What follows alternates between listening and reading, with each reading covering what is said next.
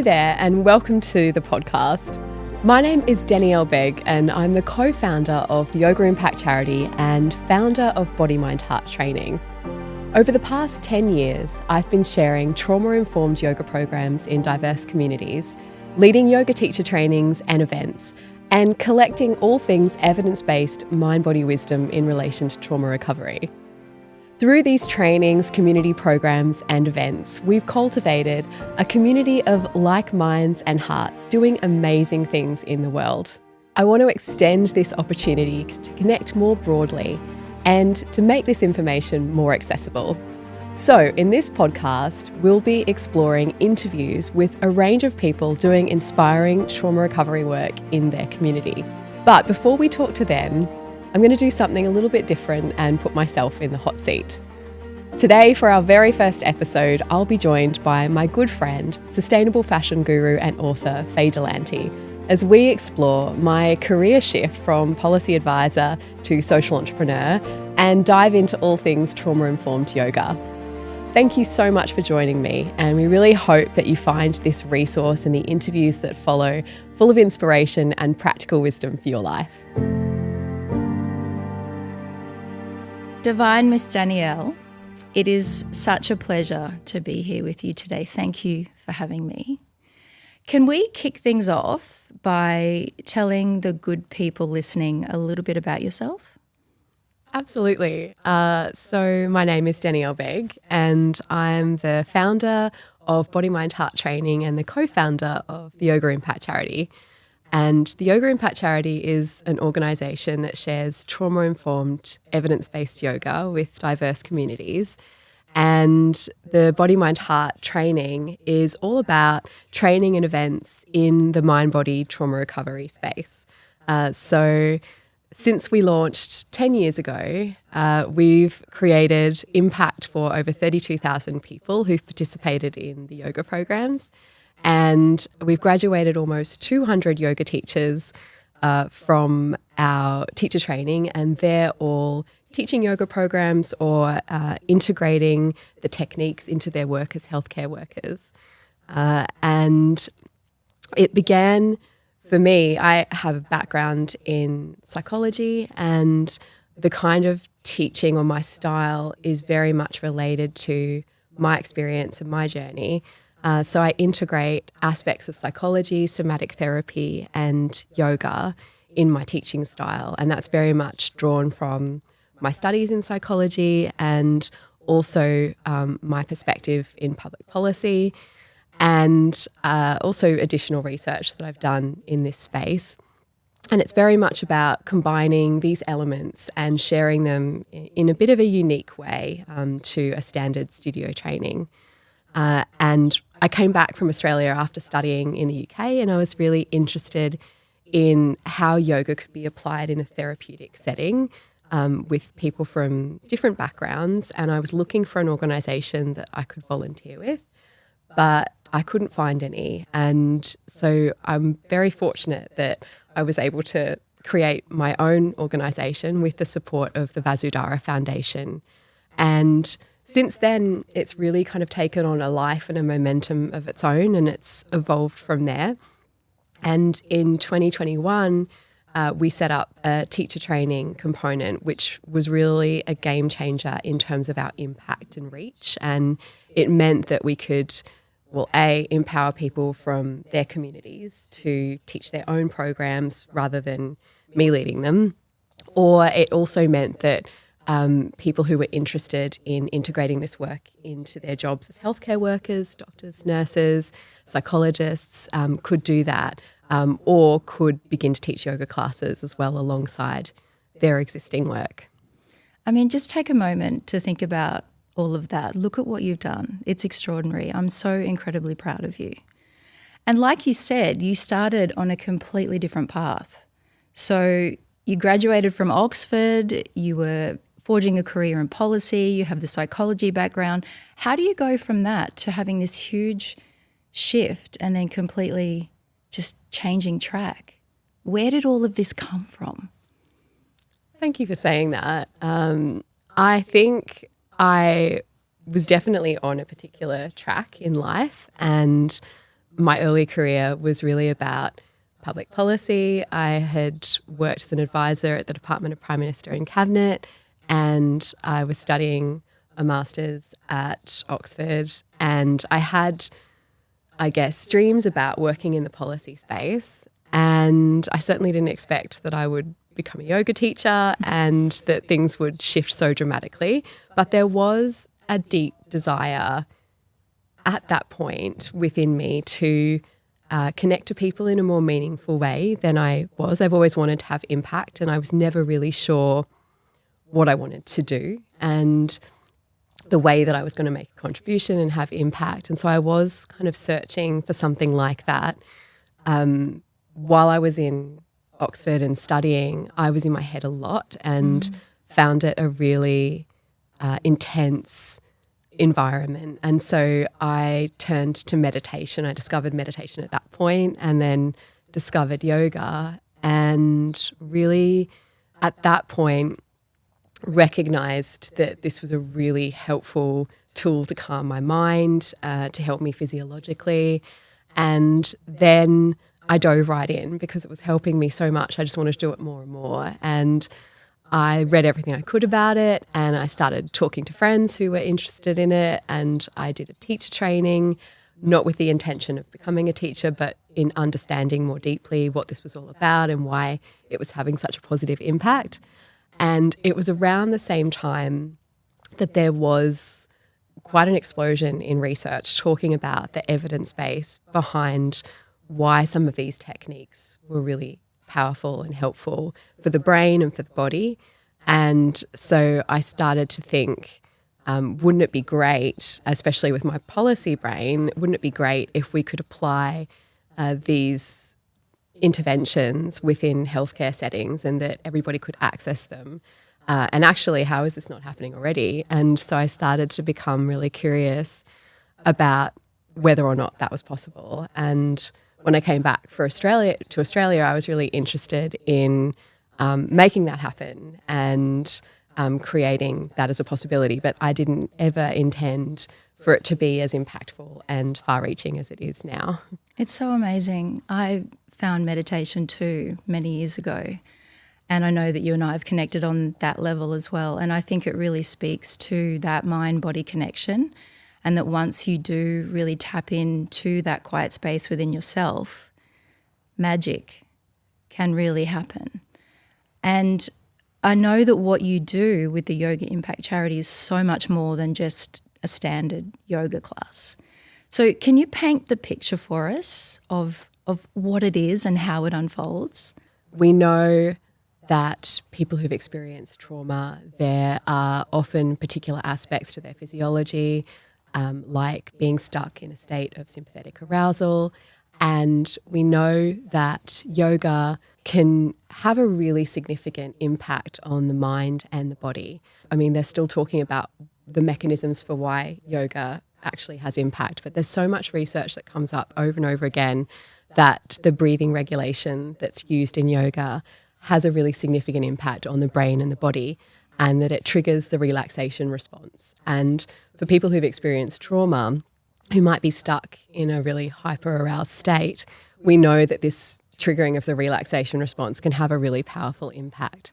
And so what we're doing when we come to a trauma-informed yoga class is we're thinking about what are some of the really simple evidence-based techniques that we can include in a class that might help this particular group of people feel better at the end, and how can we share education around what's actually happening in their body so they can choose whether or not they want to do this technique, but also if it's useful, they can utilise it when they go home or when they're having trouble sleeping or if they're trying to calm down in a challenging situation.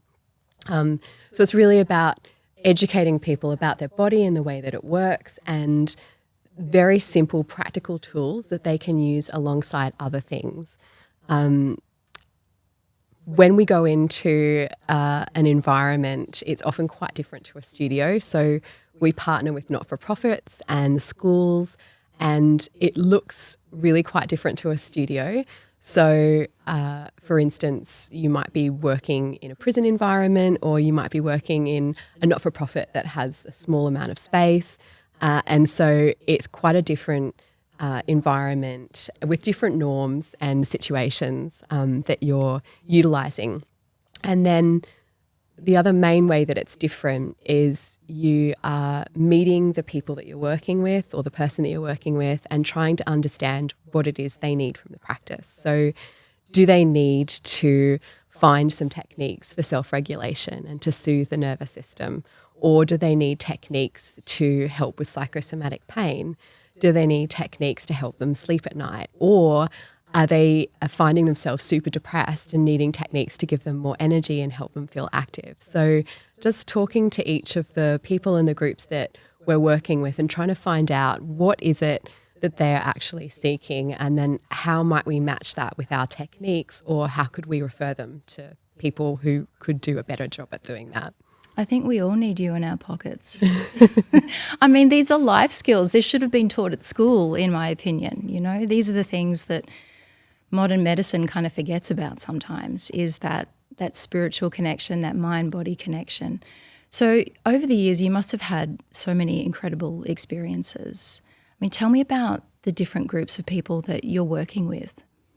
Yeah, I'm really, really lucky to have met so many different people over the past 10 years from all different backgrounds, all different ages, like primary school kids who've just arrived from Syria up until people in their 90s, all practicing for different reasons and seeking different things, but also carrying a lot of wisdom from their journeys. And I feel very blessed because I've had the opportunity to understand a lot of different wisdom from many different cultural backgrounds. I've worked a lot with refugee groups in particular, from all different backgrounds.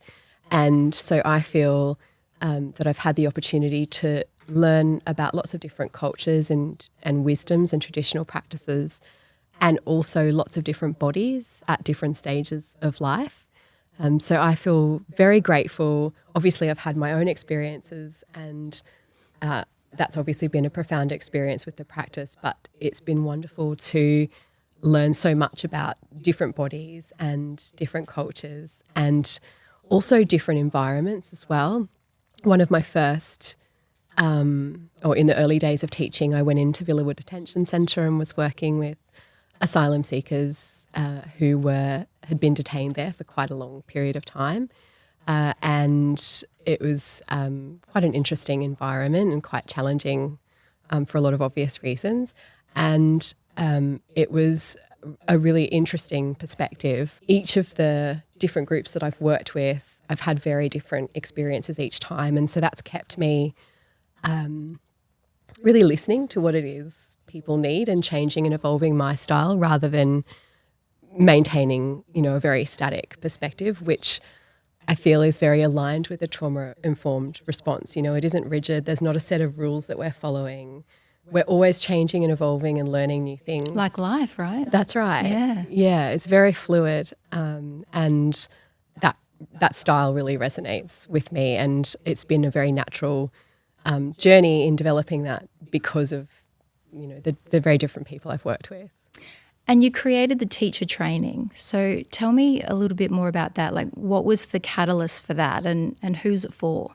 Yeah, so the intention with the teacher training was always about how can we empower people within the communities that we're working in to become teachers themselves if they want to, so they can be sharing the practice, because there is evidence that that's actually a really key part of trauma recovery and even post-traumatic growth, for people to take the wisdom from challenging experiences that they've had, and if they want to, if that's a part of their journey, to be sharing that in their community.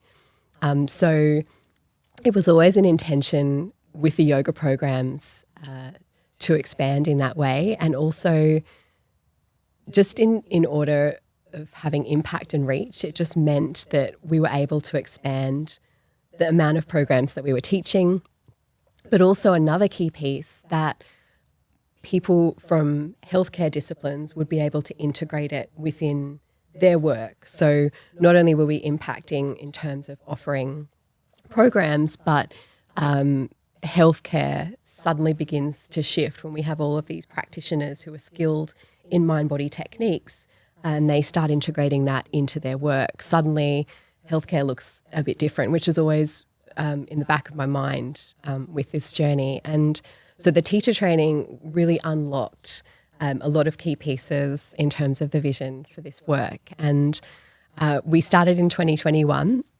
So it was obviously, we were in and out of lockdowns and it was a really interesting time to start the teacher training. But for that reason, it was very flexible and accessible right from the beginning. So it's online and in person. 5 in Sydney and we've done 2 in Melbourne.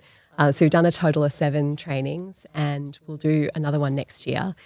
And really, this is a community of almost 200 teachers now. Really, this is about offering people, once they've finished the training, an opportunity to teach trauma-informed yoga within community through the Yoga Impact Charity, or if that doesn't interest them, they might set their own work up or they might integrate it within their job as a doctor or a psychologist or a social worker. And so really that way we really begin to have quite significant impact. It's amazing. So proud of you. I imagine over the years that building something that has such big, beautiful wings like the Yoga Impact Charity does, there would have been some obstacles and some challenges. Can you speak to that? Yeah, absolutely. We've talked a lot in our journey over the years of the obstacles, and there have been quite a few. And I think, initially the biggest obstacle was creating something from nothing and getting that momentum to teach in different community organisations was really difficult. Had lists of organisations and people to contact within them that I was cold calling, and a lot of people either weren't interested or thought it was a good idea but was super busy because that sector is so under-resourced. Organisations have their own politics. There were a lot of challenges to getting things set up initially, and that was really difficult, particularly when I was kind of comparing myself to other friends who were on more traditional tracks, and also to my former self who had a lot more resources to do the things I needed to do. And then I was kind of working with limited resources in order to create the vision that I had in my mind. But thankfully, we were supported by the Vasudhara Foundation to do an evaluation, and that evaluation showed that the yoga program improved post-traumatic stress disorder within 9 classes. Wow. And it reduced depression within 12 classes. And that was in addition to the physical benefits of the practice, where people were reporting improved sleep and reduced physical pain, and also the benefits of coming together as a group, where people were talking about feeling an enhanced sense of community and also feeling like they were part of a group and having fun. So that evaluation was really helpful in terms of creating legitimacy and credibility with other organisations. But the other thing that was really helpful was people started to ask services for the yoga programs. And now it's evolved to the point where we have a waiting list and there's a really high demand that we really struggle to keep up with. But in the beginning, it was really, really difficult. And without the support of my friends and without the support of the Vasudhara Foundation, who offered financial support and strategic support, there's absolutely no way that we would be here today. Did you find that some people didn't really understand it as well? 100%. It was really difficult. I couldn't understand what people didn't understand because It's so obvious. Like I had my own experiences with it. There was so much evidence, and I particularly got frustrated when there was so much clear evidence for why people couldn't get what we were trying to do, and they needed some yoga. It was really quite frustrating because obviously you have a vision about what you want to do and you can see it in You your can mind. see it, yeah. Yeah, and you kind of can't really understand, like, why is everyone not on board? Why doesn't this happen already? And things take a lot longer than you think they're going to. Like the teacher training, I wanted to set up, well before 2021, but it took a lot to create and to do, and there were obstacles, like COVID, and things just took a lot longer. And so now that there's been quite a few obstacles, obviously I still feel really frustrated when they happen, but I do kind of recognise it's just part and parcel of the journey. Did yoga really help you through all of that process? And absolutely, yeah. I found yoga, I tend to get, really caught in a stressed mindset. I'm quite academic and heady, and I find it really helpful just to do simple things, simple breathing techniques, body scans, gentle movement. I find all of that really, really helpful.